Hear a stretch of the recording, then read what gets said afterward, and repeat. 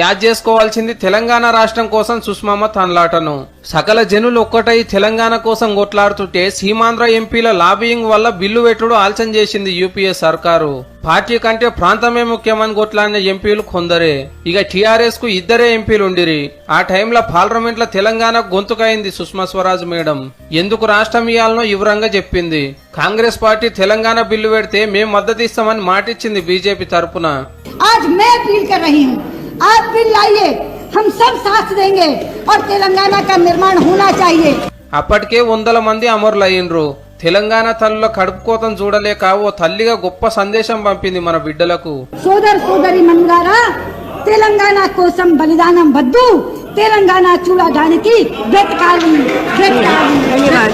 Parliament సాక్షిగా ప్రతిపక్షం leader గా సుష్మమ్మ వల్కిన మాటలు కొండంత ధైర్యాన్ని ఇచ్చినాయి ఉద్యమకారులకు. రాయల తెలంగాణ ఇస్తారట అని, హైదరాబాద్ కేంద్రపాలిత ప్రాంతం చేస్తారట అనే ప్రచారం నడుస్తుంటే దానికి ఒప్పుకునే ముచ్చటే లేదని ఖరాఖండిగా చెప్పి మనం ఏం కోరుకుంటున్నామో గదే ఇయ్యాలని గర్జించింది.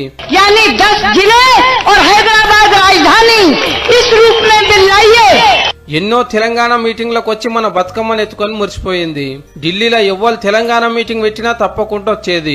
బిల్లు పాస్ అయినాక కొందరు కాంగ్రెస్ ఎంపీలు బీజేపీ లీడర్ అయినా సుష్మా స్వరాజ్ మేడానికి పాదాభివందనం చేసిండ్రంటే ఎంత ఒట్లాడిందో అర్థం చేసుకోండిగా. నేను తెలంగాణ చిన్నమ్మనని గర్వంగా చెప్పుకునేది. నువ్వు పుట్టిన రాష్ట్రానికి, నువ్వు సీఎంగా పనిచేసిన రాష్ట్రానికి ఎంత పని చేసినావో తెలియదు గాని మాకైతే ఓ రాష్ట్రం ఇస్తందుకు శాతనైన కాడికి తనలాడినావు. ఇప్పుడు తెలంగాణ మేం తెచ్చినామని చెప్పుకునేటోళ్ళు నిన్ను మర్చిపోయినా, నివాళులర్పించే అంత తీర్వాటం లేకున్నా మా ప్రజల గుండెల్లో ఎప్పటికీ తెలంగాణ చిన్నమ్మగానే ఉంటావు సుష్మమ్మ. ఇదే మేం నీకిచ్చే నివాళి. జోహార్.